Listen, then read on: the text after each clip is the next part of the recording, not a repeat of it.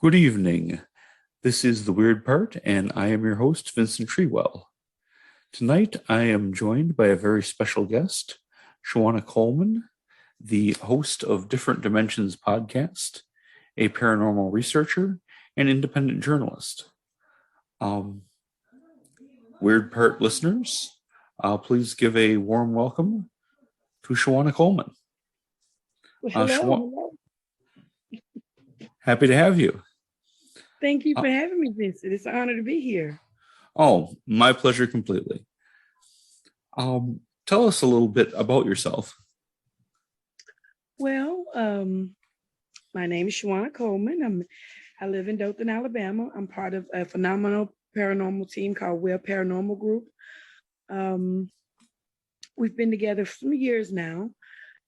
I'm a truck driver. That's what I do for a living. I absolutely love the paranormal. I love a lot of things that are different and strange. I don't get to go on as many investigations as I would like because of work, but I do try to get involved with everything that we have coming up. I believe I'll free up some time for this year and be able to participate some more. Yeah, sounds like you see a lot of the country. And I know that you've investigated some pretty interesting phenomena. Yes. How did you first become interested in the paranormal? Well, growing up in Mobile, Alabama, as a little girl, we had a haunted house. And my mother would say their name is Spectre and Marty. I didn't really get it then because I was young. I was like 5 or 6. But it wasn't anything that we were taught to be afraid or to say that, it's crazy or anything like that. My dad didn't talk about it as much, but my mother was always just, open and mindful of it. So when we left, I knew that there's a different type of world because I had an aunt who was born with what they call a veil over her head. And that's like having the gift of sight to see things that nobody else can see. And some things that what my mother would tell us about some of the stories was, kind of traumatic, but she could see it, that, just other people couldn't. And then when I had a sister that could kind of sense stuff and an uncle who kind of dabbled in a different type of way, I was just always open to it. And then when I had the opportunity to actually join a team, I jumped on because I didn't really know at first that I would be part of a team. I just was fascinated with it. Especially, I didn't even realize that there was even a team in the area. But once Stan and Teresa and I got together after we left from a previous, a lot of interesting things goes on. Oh, yes. So when you were growing up and you're living in a house that has ghosts, did you have experiences? No, I didn't. From what I can remember, I didn't. Not when I was little in that particular home in Mobile. I've heard my siblings talk about it, just about little noise or seeing stuff here and there. And my mom just, brushing it off like, oh, that's just Spectre and Marty. And it never be a big deal made. It was an older home, in Mobile, Alabama. And just, she never made it to where we became afraid. Now, when we moved to Hartford, Alabama, the house we lived in there for years that I actually grew up in, it was crazy because we all kind of have the same story once we got grown and talked about it, where it seemed like the house had two different parts to it. As long as you stayed in the back of the house, it was always kind of warm and heartfelt. If you went to the front of the house where there was like a second living room, a little area, and then the dining room with the really tall ceilings in the kitchen, it was like cold. It was like you walked into a completely different house. And I did see when my uncle was passing. He'd had a stroke and he was getting ready to pass because we brought him home, and he couldn't really talk, but you could hear him in there saying, the little words he could say. And this one particular afternoon, we were watching TV in the den area, and all of this is in the back of the house. So I could see this tall, broad-shouldered guy go in my uncle's room. And I turned and looked because I know that it's just us sitting here watching TV. And my mom noticed me, and she said, "So you saw it too?" And I said, "Yes, ma'am." She said, "It's okay." She said, "That's my dad. He's going in there to talk to his brother." And I couldn't hear the gentleman that I saw walk in there, but I could hear my Uncle Walter talk, starting to form out the word he could say. And I just thought that was like, oh, okay. Wow. And I know I seen this guy, this tall guy with broad shoulders. I'm not thinking I saw, something flash by I know I saw a guy walk in that room. Yes. So this is a full-on apparition. And wow, that had to be quite the experience out of the blue. Yes. Yes, it was. In the area where in Alabama, was there were you exposed to any folklore, any handed down beliefs about the paranormal? No, I in Hartford, I know the house had been there for years. It was, like I said, it was an older home. Before my parents had gotten a new home built on the same property, but just the energies in there. The house was up off the ground. We used to crawl up under it and play back when I was in better shape. And I don't remember there ever being any tall tales as in when I lived in Hartford. Now I do know there's a place around out here up in Dothan where there's Indian mounds, and there's a place down in a little bitty town called Noma, Florida. It's right on the edge of Alabama, where Florida and Alabama meets.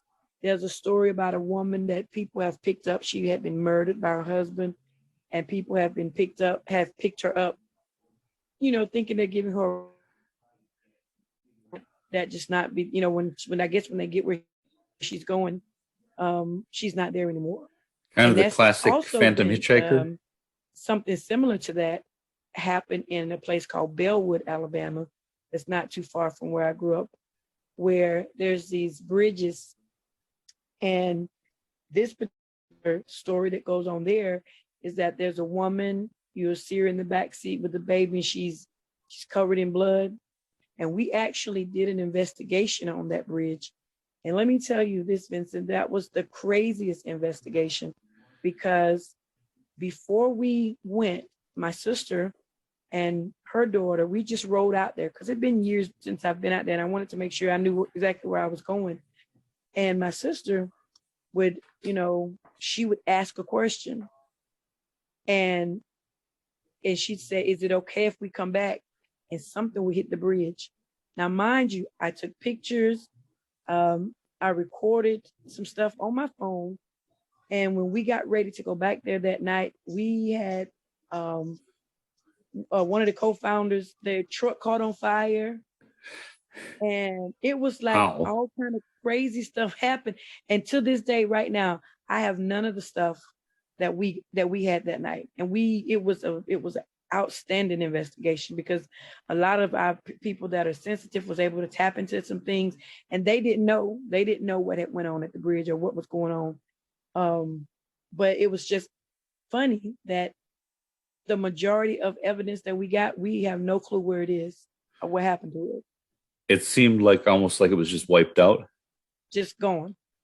Wow.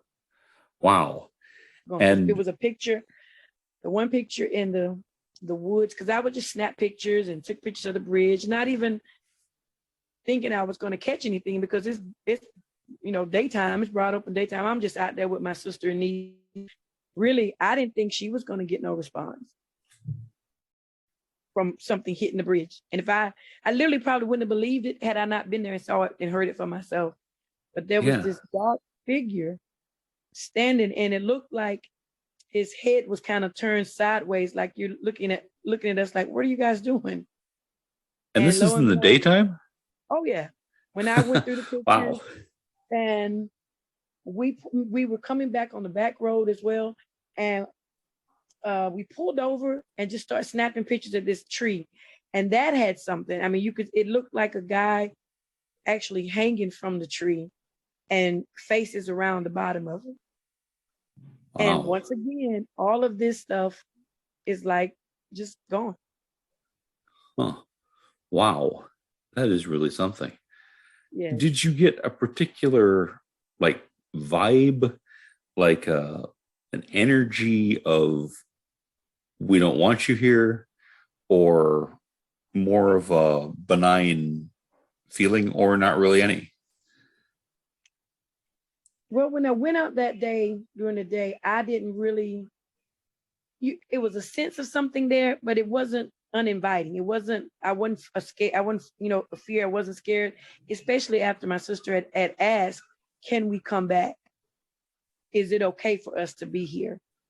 But that night, the energy was so high with so much going on, with everyone in their gifts tapping into different things, because that road, that story of the lady with the baby, I'm thinking that's not the only tale that has happened out that way. But it's just, you could just feel like the energy of something wanting to say, let me tell my story, or let me be known that I'm here, or what happened. Kind of something calling out to be heard. Absolutely. Wow. Absolutely. That is really interesting. You mentioned a little bit about your uncle being involved. Did you know, was he or anybody that you knew growing up, or for that matter that you know now, involved in hoodoo or any of the kind of traditions similar to that? Yes, my uncle was the guy that people would pay money to get out of court, or to, just get out of trouble. I've seen him as a young girl, not really understanding dark magic or voodoo, or a witch, or being a witch doctor, not really understanding it. I've seen him call to the wind, and the wind shows up. Wow. And he used to have a silver chain with a cat head on it. Not a real cat head, but it was like a what do you call it? Like a pendant? Charm. Okay. And it was a cat head. And he would stand it up. I mean, he would have it, and it would be sitting still, and the wind would just and blow. But yeah, I didn't hang around him as much, because my mother didn't believe in dark magic and stuff. So I don't know like how deep entail that he believed. I just know that that's what when the times that I've actually talked to him before he passed, that those were some of the things that he did, and that, he was the person that people went to when they needed to solve a problem or get out of trouble. Yes. Kind of the folk magic practice. Wow, that is fascinating. Are you mostly, would you say, focused on ghosts and spirits, or do you get involved with other areas of the paranormal? Originally, I was just with the ghosts and spirits, and when we came up with different dimensions, we just opened it up to everything. Because I had a wonderful young lady come on and told me about her experience being,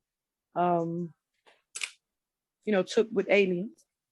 And I have a gentleman who actually lives, I want to say he lives up top between Alabama and Tennessee, where him and his wife, they've had experience with like Bigfoot, and they really feel like there's another type of quote unquote animal, or I'm not exactly sure. My mind's went blank of what they, the creatures of the unknown. Oh yes, like a dog, no? And because they have all this land and they've lived out there, and they actually came upon a altar in their yard. They just found it.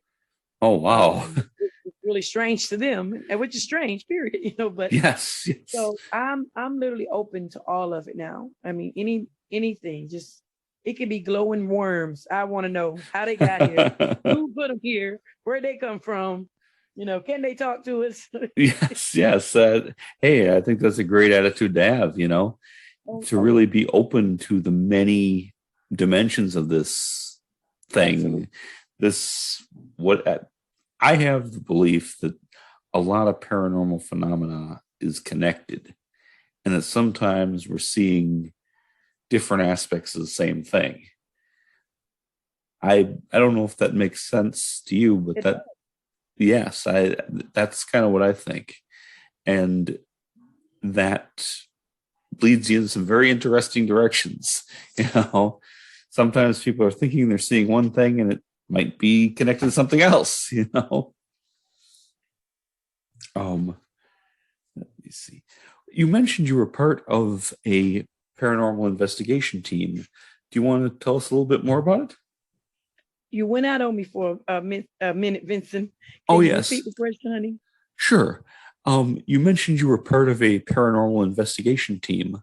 Would you like to tell us a little bit more about that? Oh, absolutely. We're still a team. Web Paranormal. We started with Stan and Teresa. They live in Webb. That's how we came up with the name Webb Paranormal, which is right outside of Dothan. And the three of us started WPG once we got off the other team that was actually here in the beginning. And we've been together about 7 years now. We've had members to come and go. We've got a really, really good, strong team now. We've been to a lot of places around the area. Been to North Carolina to the Battleship. We go to Union Springs quite often and do Pauley Jail. We've been down to I can't think of the places outside of Mobile. So we've traveled, a little bit with when we're called upon, if we're needed. And we also do, certain fundraisers to help. Like Pauley Jail is considered like a historical site, so we often try to do fundraisers to help them, restore that. And before COVID, we would go down to Cahaba and assist with another team that was actually over that fundraiser. That wasn't us. We just, assisted with them when they did that before, like I said, before COVID. So we get together. We enjoy each other's company. We all have our own individual past that has been something with the paranormal or something in the other side. So it's always a great time. It's always a great time to sit with some of our team members who are empathic and we can really learn from. And we just, whenever we're called to go, we go. And so people who are having maybe unwanted. Did I lose you? Oh no, I can hear you fine. Can you hear me? Yes. Okay, great. Yeah, I mean the tech it is what it is. We're going to be kind of in and out the whole time, but that'll be fine. I don't have the greatest audio system set up, but it kind of, to me, it's fine. It's kind of informal. It's like two people talking on the phone, Oh, yeah. And we're gonna make it work. It's gonna be okay. Yes, it'll be fine. But so people contact your group when they're having unwanted or confusing or disturbing experiences going on in their home or in their life? Yes. Wow. Okay. Do you get just call because they think, I'm sorry. Like sometimes we'll get a call from a group of young people who just want to, be funny. So we have to deal with we take every phone call serious because we never know until we actually go in and do, an intake process and to see. And feel what's going on in the area before an investigation. Yes. Do you get, what would you say you get the most of? Ghosts or poltergeists or any particular phenomena? Can you hear me? I'm here, hon. Oh, yes. What would you say you get the most requests about? Ghosts, poltergeists, any particular phenomena? I think we get the most about people have watched TV and think that they're demons running through their house. Yes, They have watched all the paranormal shows, or the real life supposed to be real life paranormal shows, and so if there's a glitch on the light bulb, oh, it's a demon in the house. Yes, I sometimes think the number of demons gets drastically exaggerated. Yeah. Would you say? I mean, well, I'll just spit it out. Have you ever encountered anything that you felt was really genuinely evil? Okay. All I heard was, have you ever encountered anything? And then you went out on me. Oh, anything that was really totally evil.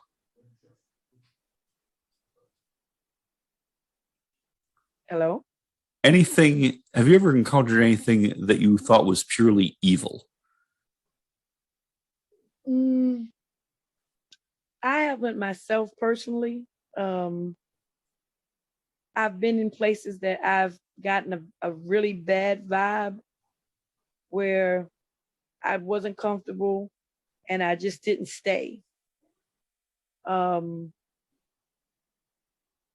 Because I'm not a demonologist and I do feel that there are demons out there, I just kind of, when I feel that something isn't right or is off to the point where it's above my pay grade, I just remove myself out of the situation and, get the experts in that knows how to handle certain things.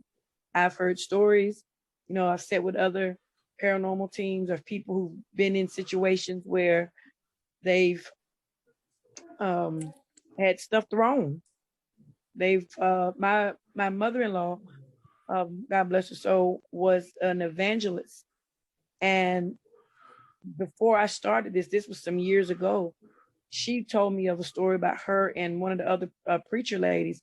This woman was like a snake crawling up a wall. And wow. So I knew that there is something dark in this world. I know that there's a possibility of any type of demonic activity. I just have not ran across something so to the point where, well, you know what? Since I said my mother-in-law, I will say, let me tell you this quick story. Sure. We were spending the night with her. My kids were little then, and we were staying with her. And she had what people call a shotgun house. And that's just a house that the front doors, you just go straight through it and the back doors in the back. Like you go through the living room, the bedroom, then there's the bathroom to the left, then there's the den and the dining room and the kitchen is there, and then there's a back door. But you just go straight through. That's what they call a shotgun house. Sure, like if you shot a shotgun through the front door, you hit the back door. Yeah, straight on through the back door. Okay, so, gotcha. This particular night, and for her to be an evangelist, I always just kind of felt uneasy. And this was way before I got into the paranormal. But we had got into bed and went to sleep, and she had these plaques that you have on the wall, and I knew that this plaque was going to hit me. So that particular night I had what they call the sleep paralysis. Well, I was awake and I couldn't move, and I heard this thing standing in the door laughing at me, and it was a bad laugh. Oh, and yeah. I couldn't move. I couldn't, shake and hit at the time, my husband. I couldn't do anything. I was just there. And I knew that thing was going to fall off the wall. And when it did, it fell off. And the point of it stuck me in my side. Wow. And a little while later, a couple of days later, I was talking to my other sister and I was telling her what happened. I said, you know what? I always get such an uneasy feeling. Sometimes at night when we're over there. and she wasn't there. She was, going on a church retreat. And I said, but this thing was laughing at me. And I said, and when the plaque fell off the wall, it hit me in my side. And you could see like this red dot that was on my side where I've been hit. And she said, I was watching something and it was saying how demons try to enter the body through a person's hip. And I was like, Wow. Really? And so I just kind of really prayed about it then, and didn't, I didn't ever feel nothing from it, but I just always thought that that's a little bit crazy. I forget it most of the times. And had I not bought my mother-in-law up, I probably wouldn't even remember, but that was, I would say, the closest thing to something demonic that I can honestly say I've had experience with, because that laugh, it was literally laughing at me. The light was on. I could see it. I could see it in my mind, but I could hear the laugh clean as day, just laughing at me. Oh, wow. That is really interesting. You mentioned you had sleep paralysis that night. Is that something you've had off and on, or was that a one-time encounter? I don't know if you can hear me, but I can't hear you. You mentioned you had sleep paralysis that night. Is that something that you've had a lot in your life, or is that a one-time occurrence? Okay, you went out on me a little bit. I think you're asking me, have I had sleep paralysis before? Yes. Okay. I've had it a few times. It's been a long time since I've had it. But I remember, people of old would say that's the witch riding your back. If you would wake up and you're not able to move, and you're just in that trance state where you're not, but you see stuff, you hear stuff, and you know things are there, but you're just not able to, do anything about it. But it's been a very long, long time since I've had that actually happen. And that's very scary. That itself is scary. Oh, yes. I have not experienced that type of thing, but I know of many people, and it's sometimes a most terrifying experience. Yeah, the old hag phenomena is a big deal, and it's all around the world. Yeah. Wow. Interesting. Very interesting. Just to shift gears a little bit, have you ever investigated any UFO type of phenomena? I haven't been on a UFO investigation. I've just talked to people about it. I did have the luxury of, when my last assignment, which was out in Texas, I started in Texas, I wound up in Oklahoma. The gentleman that I was riding with, he was telling me about where this Air Force base is. He said, they're aliens. They come out here. And I literally could believe that because of just where it was. There was nothing out there. There was you could see a mountain in the distance, and then just desert, where if something was going to land, I don't know if anybody would actually pay attention to see it, or they might just think because there was I want to say it was Fort Bliss, maybe Fort Hood. I'm not exactly sure about the base, but the base was kind of farther off. So, you would probably just think it's probably like a helicopter or one of the airplanes from that, that military base. But I've never just been on an investigation, before by myself. With anybody. I would love to, but I haven't been on one. Yes, that always seems an interesting thing to me too. You mentioned a couple who had some Bigfoot encounters.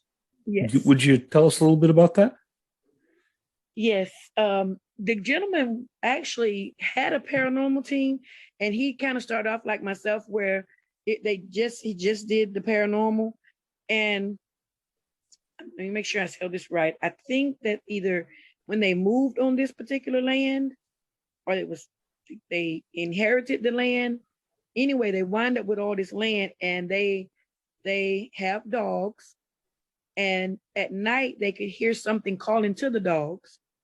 They would see the dogs run out and bark at something, and I guess him just using his senses and picking up on that there's something supernatural or bigger than what we know out in the woods. I believe that I know I talked to one gentleman, I don't want to confuse the two, where he actually had found the footprint.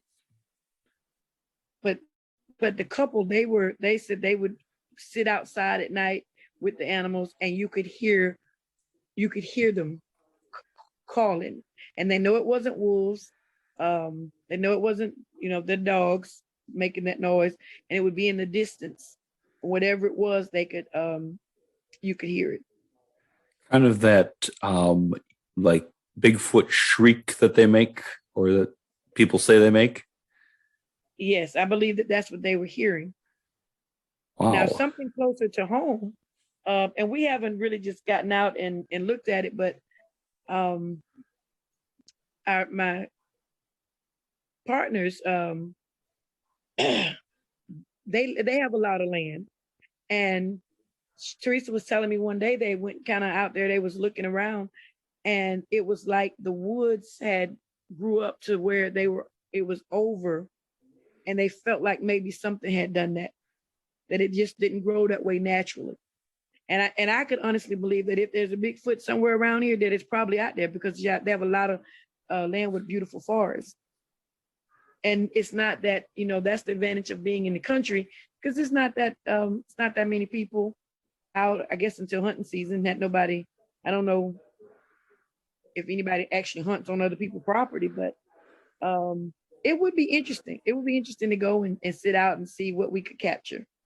Yes, it would. We have discussed it. We just haven't really made up our mind, because I'm afraid of snakes. I don't blame you there. My wife happens to be from rural Mississippi, and yes, there's no love lost with snakes there either. So yeah, I get where you're coming from. Yes. Now, I'm just asking, in Alabama, is there a difference between Bigfoot and the skunk ape? Now, I've never heard the skunk ape, Vincent. I'm not familiar with that one. Okay. I may have the location wrong. It might be Florida. I think I'm thinking of Florida, where there's like a kind of a smaller Bigfoot that stinks up the place and is called the skunk ape. That's just something I wondered if that was something you'd ever investigated or gone after. No, I haven't heard of that one. So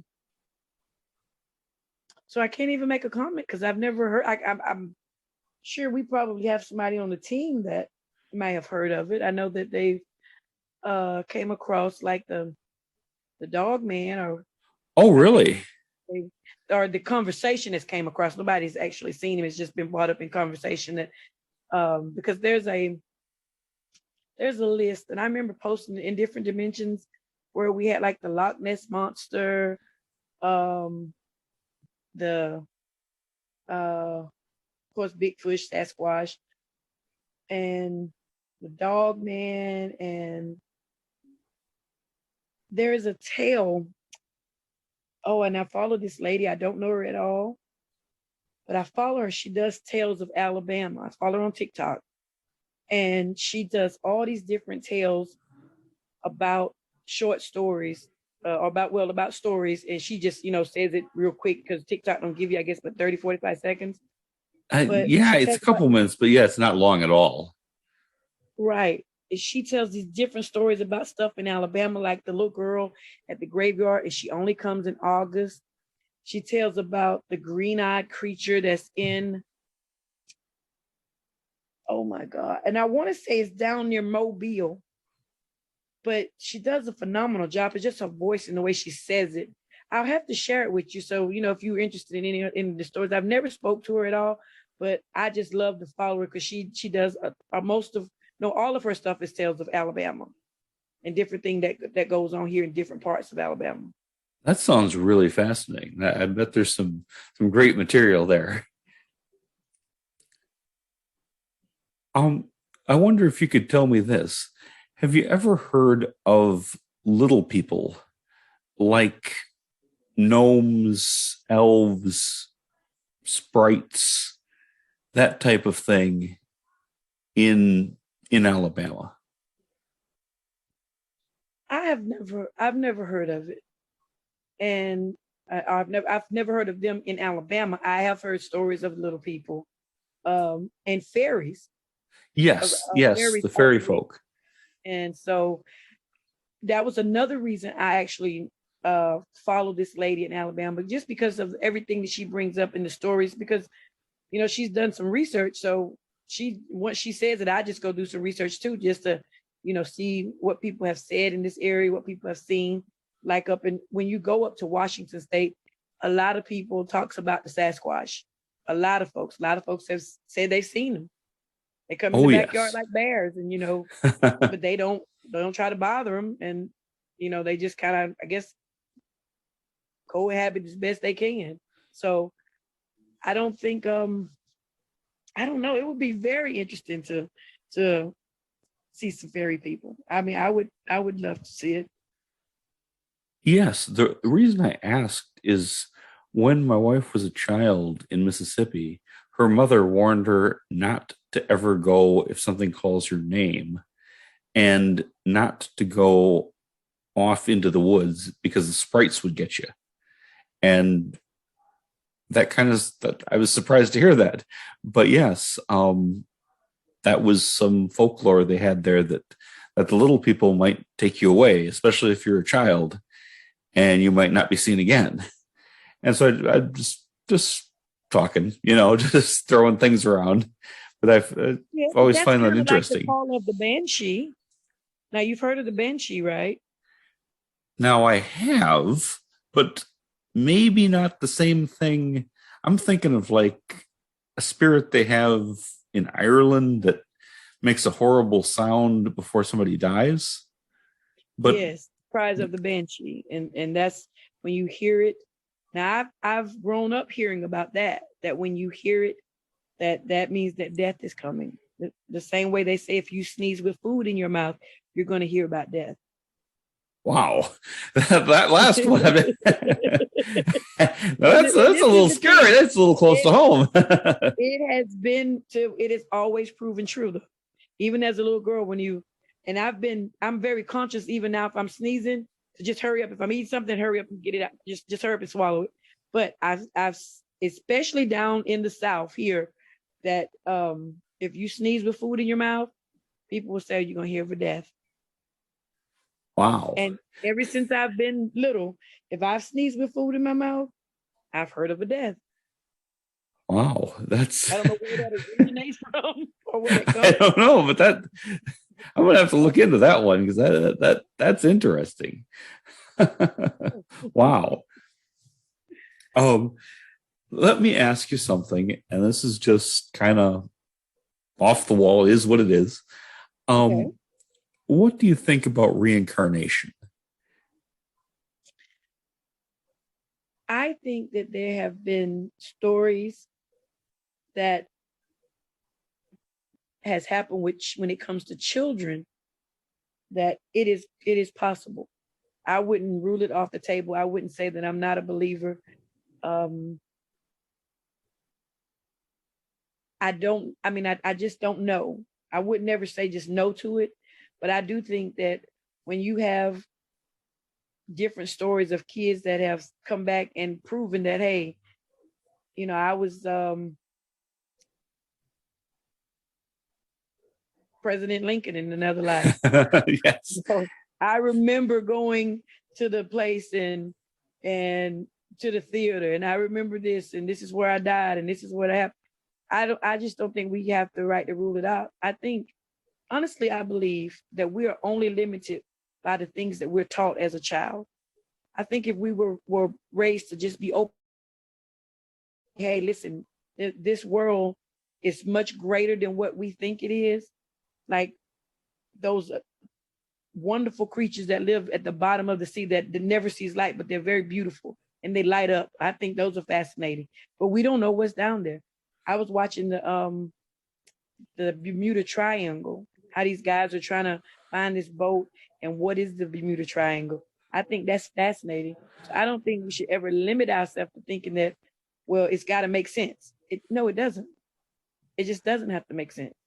I would totally agree with you. What we know is such a tiny fraction of what's really out there that we don't even know half the things we think we know. You know? Right.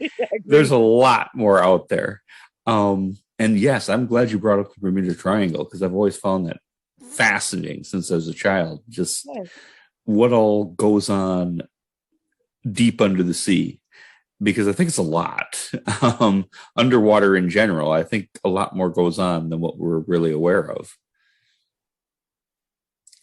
I lost you again, Vincent. Oh, I was just saying that I think a lot more goes on than what we were really aware of under the sea and underwater. I lost you again, Vincent. Repeat that real quick. I think a lot more goes on underwater than what we're really aware of. Oh, I agree. Yes. And I would even go so far as to say that there probably really is like mermaids, and it might not be like the Little Mermaid that we see on the cartoons, but I wouldn't even be surprised that there's another type of life that lives up under here, up under what we know. Oh, absolutely. I'm very open to that possibility that there may be other intelligent species on this very planet, that the aliens don't need to be from another planet. They may be just alien to us. Absolutely. Yeah. I was just going back to reincarnation for a second. Do you feel that you have ever lived before? No, but I hope if I come back that I'll be rich this time. That'd be very nice. It's always a plus. I don't ever feel like that, but then again, I wouldn't. It's one of those things that I wouldn't say, well, that this is my first time around. I don't feel as if I've lived before, but as I said, I don't know. I don't count it out. I do know that I have started the study of the Akashic Records, and I might be mispronouncing that, but that goes back into studies of your past lives and stuff. Oh, yes. And that's a very... I lost you for a second, but go ahead. We're getting in the Akashic Record? I just recently, because I've heard that like they're the study of your past life to really just get back deep into you more of in a spiritual way. So I'm very interested in really, since I'm home now, having some time to get into that, just to see how deep that actually goes. That sounds absolutely fascinating. I've heard of that in connection with Edgar Cayce and just other people that have claim to be able to access that. And yeah, I have a great interest there myself. Well, I've done just, I have a very good friend, and she's actually one of my best friends. She's in the conscious community, and she does a lot of readings with tarot cards and pendulums, and she's into the Akashic Records, and I might be mispronouncing it. But, as far as I know, I think that's how you say it. She's into it, and she understands it a lot better than me. I'm just on the surface where she's been studying it for years, but I am looking forward to really just getting in study and see what it's all about. Yes, that seems really interesting. I bet there's a lot there. Are you at all experienced with tarot? I do have tarot cards. I'm just learning them. I do have pendulums. I do crystals. I have a lot of crystals, and I'm just learning. I'm in the process of learning them, how they operate, why they are the way they are, because it was when I very first heard about tarot cards and pendulums and crystals, everybody was like, "Oh, you're going to hell. You're worshiping the devil." Yeah, No, there's a you're lot of not. hysteria Yes. over stuff Yes. like that. But I had to understand one thing, that when you do anything, you have to set an intentions for it. What are your intentions when you do something? Because the Holy Bible itself can be misread and misused. Oh, And yes, and has been many times. yes, we see that clearly, that the Bible can be misused, misquoted, taken to take advantage of people. So when I sit and learn about vibrations and how everything is a vibration, which has been scientifically proven, Oh, yeah.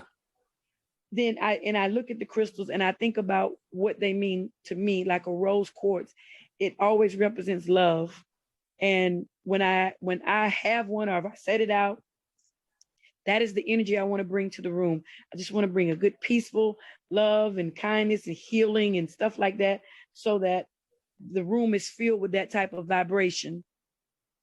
And the people will feel it when they come. They'll feel welcome. They'll feel the love. They'll feel like they're wanted, as compared to being in certain places where you kind of get that feeling like, scared to ask for a piece of chicken. Everybody's looking at me funny. I don't know if I'm actually welcome. Did I come to the wrong place?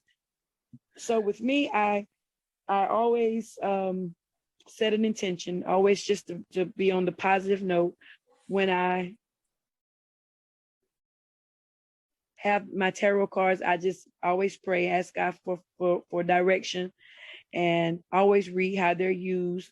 And if I'm supposed to be the one that's using them, if not, then I can pass them on like a set was passed on to me.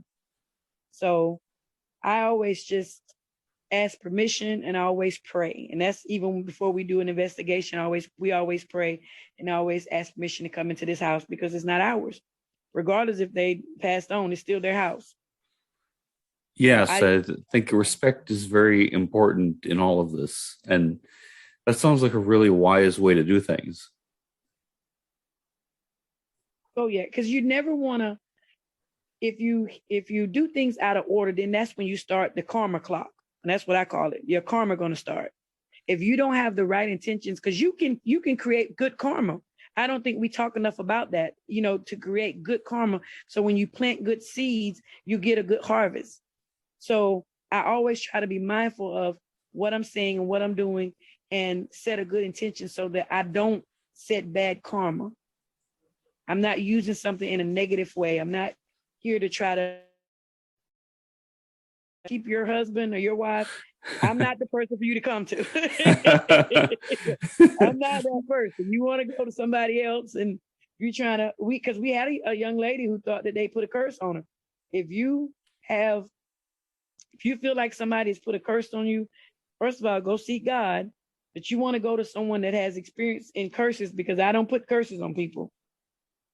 Yes, yes. That's not my intentions. I've been told that anything you do negative with this stuff will come back on you so much harder than it did the person you did it to, that you don't need that trouble, Right. That is what I've always been told. I have to. I just feel like if you're in a bad situation, just pray for strength to get out of. In some things I know warrants revenge, because if God forbid, if something happened to one of my children or grandkids, I'm not trying to hear, pray about it. That's not what I'm trying to. Yeah, I understand. I feel you there. Yes. If it's where your spouse is trying to leave you, or just don't, the match is not working, just let it go. I mean, that's easier said than done, but to try to go down that road of manipulating people's feelings and emotions, then you're asking for trouble. Yes. I don't think you want to use any of the stuff to weave a tangled web. No, you don't want that trouble. I agree. Just to change the subject a little, but not really all that much. You were involved in a pretty important investigation of what appeared to be a church, but it was something very different than what it appeared to be. And There was some very cult-like things going on there. What would you like to tell us about that? I think I lost you again. You were involved and you did some, what I would say was some pretty great independent journalism exposing a church that was really a cult. What can you tell us about that? Well, I can tell you that the church is in Norfolk, Virginia. It's called Believer's House. And the way we got the investigation started is mainly what happened to the children at the Voice of Believers Christian Academy.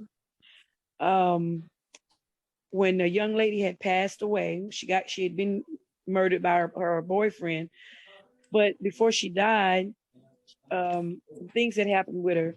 And the mother had explained that her daughter felt like she had a lot of insecurities because of her time at the church, her going to the school and being at the church. So to make a long story short, the mother actually did a Facebook page. And one of the other students who I knew, because my kids when all of them were the same age, made a statement saying that we were all hurt. We were all abused. So the light went off on my head, like, what do you mean? So I started calling my kids. I'm calling people I ain't talked to in years. And so a lot of the horror stories came up about what happened at the academy, Voice of Believers Christian Academy, how the kids were not properly taught, how they were the staff who were very much under a spell. And I'm gonna say, like, not necessarily a cast of a spell, but you were made to believe that you need to fast for 20 hours a day and you only get like 2 hours of sleep. You know, some of those people stayed in church all day long, gave all their money, gave everything. Majority of people were young. And this is how the manipulation started. Because it's easy for us on the outside to say, oh, you should have known better, you should have known this, you should know that. But when you don't know, you don't know. When you're young and you have no relationship with God, you don't know God, you might have said some prayers because somebody taught you how to pray, but you've never sat and had a relationship with God. You didn't grow up in the church.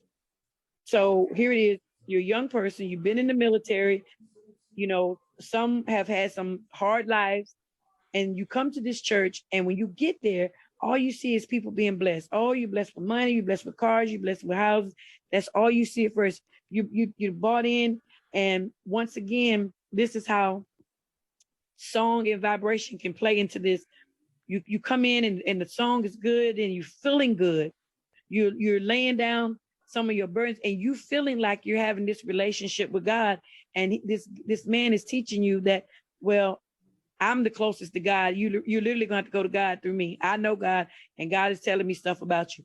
And you receive that because you don't understand prophecy. You just think that God done went and told somebody something about you, and that ain't how God operates. And people will say, well, you have to have your own relationship. Well, yeah, but right now you had no relationship. So you're thinking that this is the best relationship that you can have. So he done a lot of manipulation when it came to young women, you know, just 16, 17, 18, 19, 20-year-old ladies who was in the military, like I said, didn't have family backup, some of them did, but a lot of them were loners. And this was their first time having a church experience. And why wouldn't you want to be part of a family where everybody's showing you all this love? Because it didn't start out. I know when I was only there like 2003 to 2005, something like that. I wasn't there but a few years, but you have this connection. Now, once you made it, you want to get into what they call the leadership, where you had a title like junior deacon, deacon, missionary, because then you was like on the inner circle where you got to hang out with the pastor, you got to do this, you got to do that.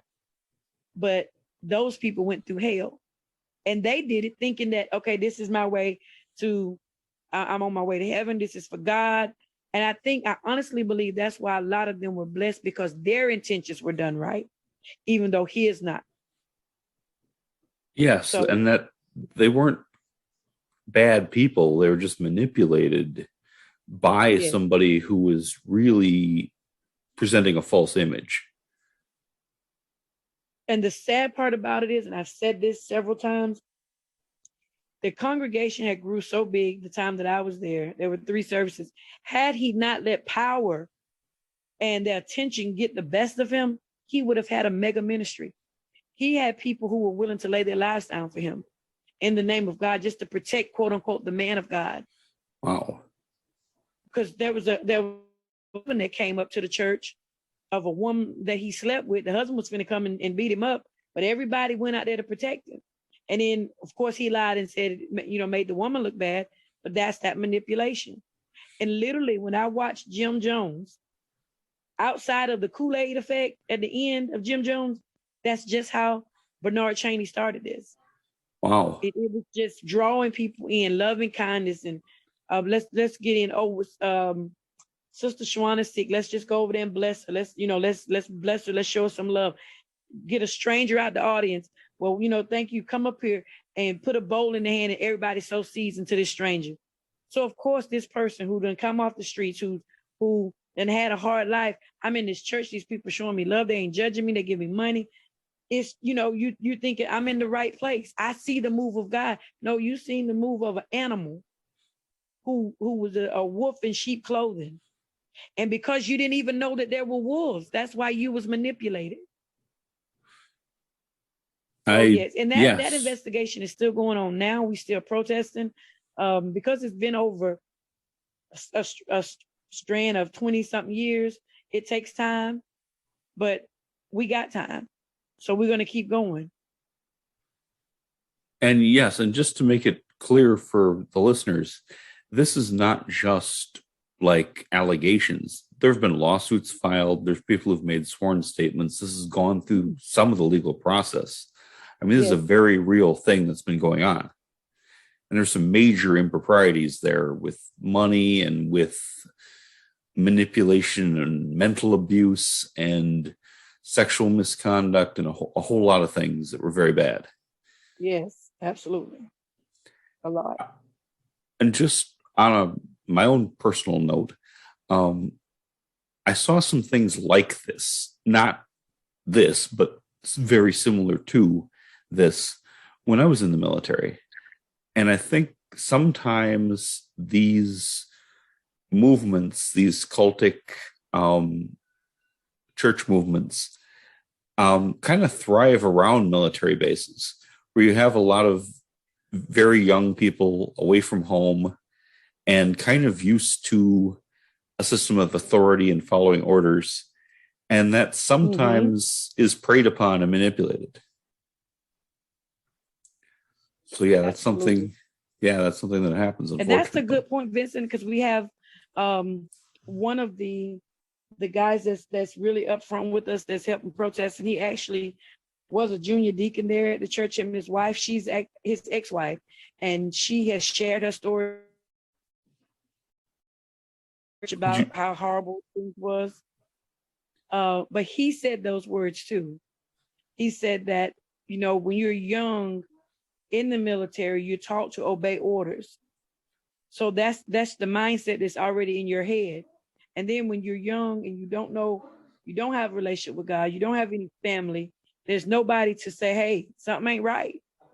Something ain't right about it. But this is the thing too that he used for manipulation. Those that were young and that had family members that would say that, he would try to get out in front of it, as they say, get out in front of the story. He would say, your family is going to try to separate you. Your family's not going to understand your gift. When the family did come, people feeling like, oh, he warned me about this. He warned me about that you were going to try to separate me from the church. That's the devil. No, honey, that was manipulation. Yes, a lot of times people's family were looking out for them. Yeah. Yeah, it was deep as far as some of the things that they went to do stuff. And people were giving their whole checks in the name of God, in the name of Jesus, to this man, to the church. And they were sleeping in the church with their children. This man would go home to $1 million mansion, eating steaks and eating crab legs. And he would say, well, we fasting, but he didn't have to fast because of whatever health issue, or he's the man of God and this and that, but everybody else had to fast, and people did it. Wow. And that's terrible. I thought you did a really great expose with that. And it's multi-part, and it's on your, It's on your podcast, and I was really impressed with that. You went out on me again, Vincent. I was just really impressed with the expose you did on that group, and it's on your podcast, and I thought that was really great job.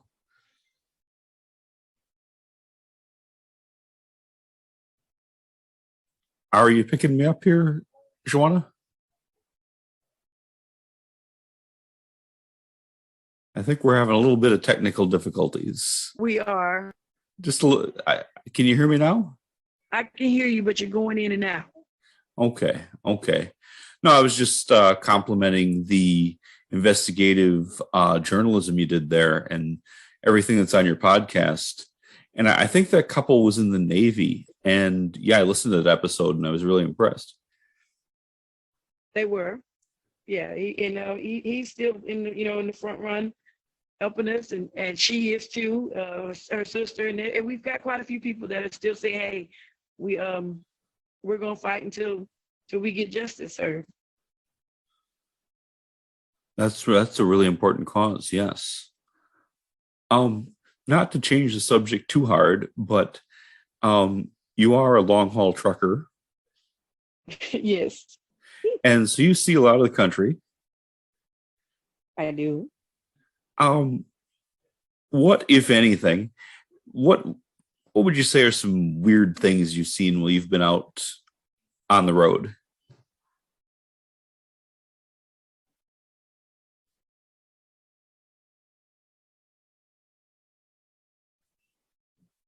You have completely went out on me, Vincent.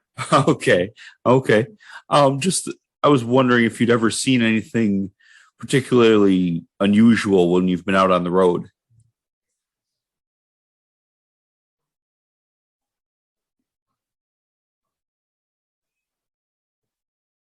Hello? Yes. I was just wondering if you'd seen anything particularly weird while you've been out on the road, long haul trucking. Vincent, you said, did you see anything? And then you went out on me. Yes, anything weird while you've been out on the road trucking. Okay. I haven't really seen, I've seen a few things that was unexplained. The good thing about the job I do now, I go from different places and I'm able to stay there for a while. So like when I was in Oklahoma, I actually was able to join a team and we went on an investigation. I went on an investigation with the team. And that place was really, really, really interesting.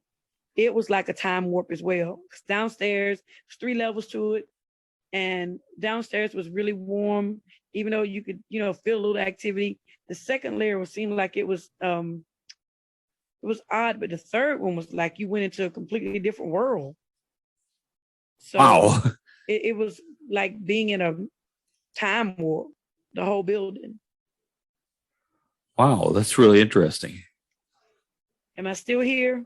Oh, yes, I've got you. No, I can hear you. Well, Shajuana, I think we've been going for about an hour. Is there anything you'd like to mention as we kind of wrap up?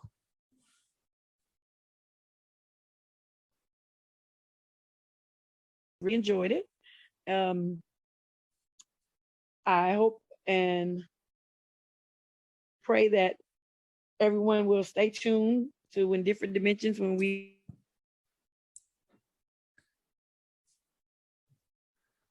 I think maybe you want to repeat that. I think we kind of lost you right after Different Dimensions.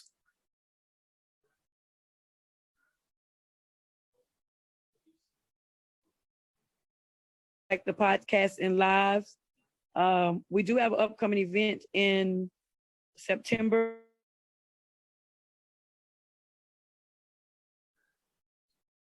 And I'm missing you right now on right after you said the word September, that you were having an activity, something going on in September. Yes, we're going to, Web Paranormal is hosting their first Paracomic-Con in Delville, Alabama. We're going to have that going on. And we're still, protesting in Norfolk, Virginia. So when We're just here. We're out here doing what we do. Sounds great. I'd really love to make it to that paranormal Paracomic-Con, you say? Yes. And that's It's a deep south. I'll send you some information on it. I literally, when I got in this weekend, I'm gonna be getting with Stan and Teresa because they kind of put everything together. And I'll get some flyers and stuff over to you so you'll see it. Oh, sounds great. Thank you very much. Yeah, I'd love to do that if I could. Wonderful. So let's see. Do you have any, and I realize you've just like kind of come back home within the last few days. Do you have any projects planned for the near future, or are you just, kind of catching your breath here for a little bit? You said, do I have anything planned as far as the paranormal? Yes, just in the near future. I'm sure we have, investigations that are coming up.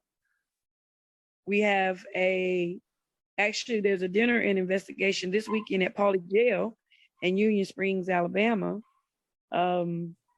That's this weekend.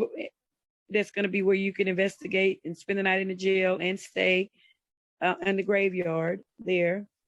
They have a graveyard that's got some really, really old tombs there. And whatever investigation that comes up while I'm home, we'll definitely be doing that. Sounds really interesting. Please, by all means, keep in touch. I really hope this will be only the first of many times that you're on the weird part here. And I've really enjoyed having you on. Well, thank you. I've really enjoyed being on. And you just let me know if you ever need me, ever need us. We are here in support of you. So we got you covered. Hey, thanks a lot. I'll definitely be cashing that in the future. Well, folks, this has been The Weird Part. I am your host, Vincent Treewell. My special guest tonight has been Shajuana Coleman, and we look forward to hearing more from her. Thank you for listening, and good night. Good night, everyone. All right, I'm going to stop recording, but okay.